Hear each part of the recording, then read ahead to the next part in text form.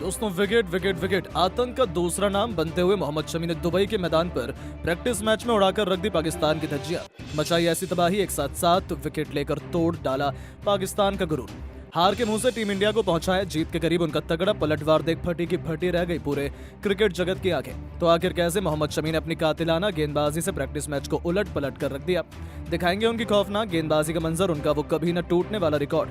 तो हमारे साथ अंत तक बने रहें। लेकिन उससे पहले आपको क्या लगता है कि जसप्रीत बुमराह और मोहम्मद शमी में कौन नंबर 1 गेंदबाज है? अपनी कीमती राय नीचे कमेंट करके जरूर बताइएगा। दोस्तों चैंपियंस ट्रॉफी का घमासान शुरू होने से पहले इंडिया और पाकिस्तान के बीच एक कांटे का प्रैक्टिस मुकाबला खेला गया। ये मुकाबला दुबई इंटरनेशनल स्टेडियम में शुरू हुआ। इस मुकाबले में सिक्का उछाला गया तो भारतीय कप्तान रोहित शर्मा ने जीता और पहले बल्लेबाजी करने का फैसला किया। वहीं पाकिस्तान की टीम को पहले गेंदबाजी करने के लिए आमंत्रित किया। भारत की तरफ से इस मुकाबले में ओपनिंग की शुरुआत करने मैदान पर कप्तान रोहित शर्मा के साथ शुभमन गिल आए। दोनों बल्लेबाज बेहद ही आक्रामक अंदाज में नजर आ रहे थे। पहले ही ओवर से पाकिस्तान के हर गेंदबाजों की कुटाई कर रहे थे। भारतीय टीम का स्कोर रॉकेट की रफ्तार की तरह आगे बढ़ रहा था। शाहीन अफरीदी से लेकर नसीम शाह, यहां तक कि अबरार अहमद को भी इन दोनों बल्लेबाजों ने नहीं छोड़ा। 10 ओवर में ही इन दोनों बल्लेबाजों ने शतकीय साझेदारी बनाकर अपनी टीम के स्कोर को 120 रनों के पार पहुंचा दिया। इसके बाद भी दोनों खिलाड़ियों का बल्ला रुकने का नाम नहीं लिया। रोहित शर्मा ने वनडे मैच को T20 बनाते हुए केवल 60 गेंद में अपना तूफानी शतक ठोक दिया। अपनी इस पारी को उन्होंने 10 गगनचुंबी छक्के और 4 चौके की मदद से सजाया। वहीं शुभमन गिल कहां पीछे रहने वाले थे, उन्होंने भी 70 गेंद का सामना करते हुए अपना लाजवाब शतक ठोक दिया। भारतीय टीम का स्कोर 25 ओवर में ही 200 रन के पार पहुंच गया। ये दोनों बल्लेबाज शतक लगाने के बाद बहुत जल्द पवेलियन लौट गए। लेकिन उसके बाद विराट कोहली और हार्दिक पांड्या ने मिलकर ऐसा आतंक मचाया कि दोनों ने शतक ठोककर भारतीय टीम को 50 ओवर में 440 रनों तक पहुंचा दिया और पाकिस्तान के सामने कभी ना हासिल कर पाने वाला लक्ष्य खड़ा कर दिया। अभ्यास मैच में भारतीय टीम की बल्लेबाजी देखकर पाकिस्तान टीम के होश उड़ गए। पाकिस्तान की तरफ से इस मुकाबले में पारी की शुरुआत करने के लिए फखर जमान के साथ बाबर आजम आए। दोनों ही बल्लेबाज बेहतरीन फॉर्म में दिखाई दे रहे थे। पहले ही ओवर में अर्शदीप सिंह की इन दोनों बल्लेबाजों ने जमकर कुटाई कर दी। वहीं हर्षित राणा को भी इन दोनों बल्लेबाजों ने नहीं छोड़ा।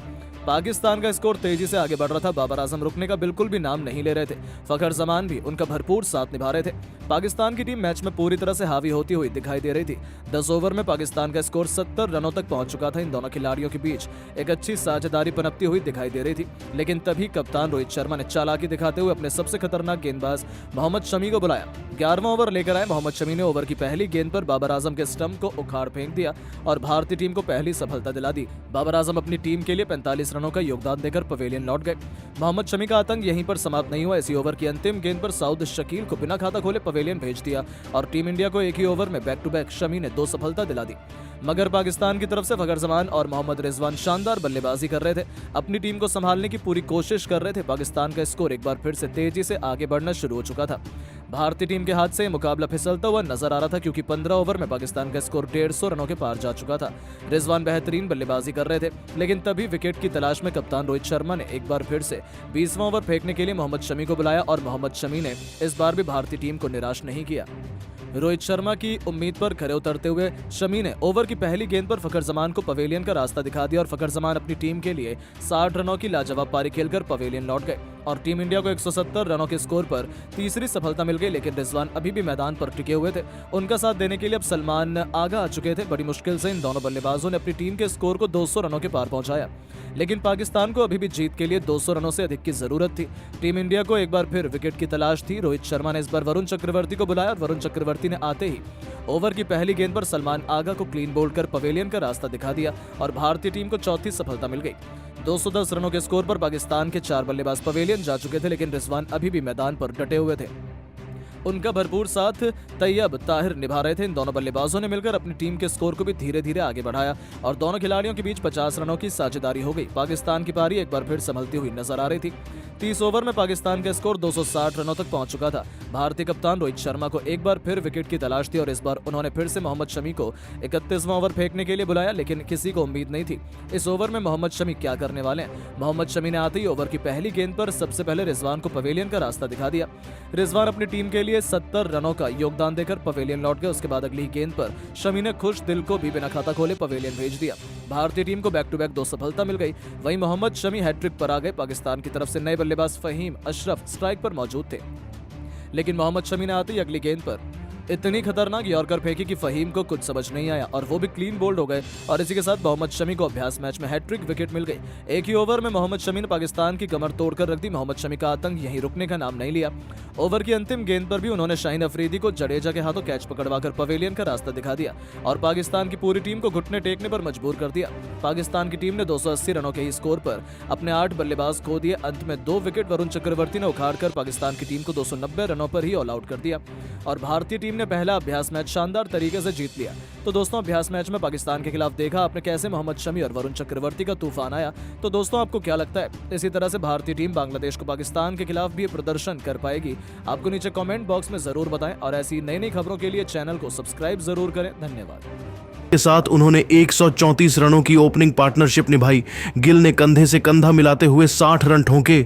उनके आउट होने के बाद अय्यर ने 44 तो अक्षर पटेल ने अंत तक जडेजा के साथ लाजवाब बैटिंग करते हुए टीम इंडिया को एक तरफा जीत दिलाई और 2-0 से टीम इंडिया ने इंग्लैंड को पूरी तरीके से रौंद कर इस वनडे सीरीज को अपने नाम कर लिया है। इसके बाद तो इस जीत के हीरो भारतीय कप्तान रोहित शर्मा को मैन ऑफ द मैच चुना गया और भारतीय क्रिकेट टीम ने जमकर जश्न मनाया। तो वहीं अब खुद रोहित ने जीत का खुलासा किया, साथ ही साथ कोहली और हार्दिक ने तारीख कि जी हां दोस्तों, रोहित शर्मा ने कहा कि काफ़ी समय से मैं आउट ऑफ फॉर्म था, इसलिए आज रन बनकर काफ़ी अच्छा लग रहा है। मुझे पता था मेरे फैंस और मेरी टीम को मेरी ऐसी ही पारी का इंतज़ार था और चैंपियंस ट्रॉफी से एक पहले ऐसी धमाकेदार जीत आपके मनोबल को कई गुना बढ़ा देती है। हमें इसकी ज़रूरत थी।